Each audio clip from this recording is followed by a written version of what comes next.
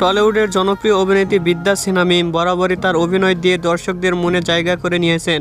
তবে এবার অভিনয় নয়, সামাজিক যোগাযোগ মাধ্যমে তার একগুচ্ছ ছবি নিয়ে নেটিজনদের মাঝে চলছে আলোচনা। ছুটির মেজাজে মিম এখন অবস্থান করছেন প্রকৃতির অপার সৌন্দর্যের লীলাভূমি মালদ্বীপে।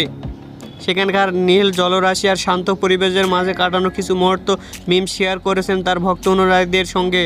তবে সব ছাপিয়ে এবার আলোচনার কেন্দ্রবিন্দুতে উঠে এসেছে একটি সাদা হলুদ রঙের কাঠগোলাপ। শেয়ার করা ছবিতে দেখা যায় সমুদ্র ঘেরা একটি কটেজের সামনে দাঁড়িয়ে আছেন এই লাক্স সুন্দরী। কানে গোছা কাঠগোলাপ আর পরনে কালো অফ হোয়াইট রঙের নজরকাড়া স্লিভলেস ড্রেস। তার মোহময়ী চাহনি আর মিষ্টি হাসির মিশেলে ছবিগুলো যেন জীবন্ত হয়ে উঠেছে।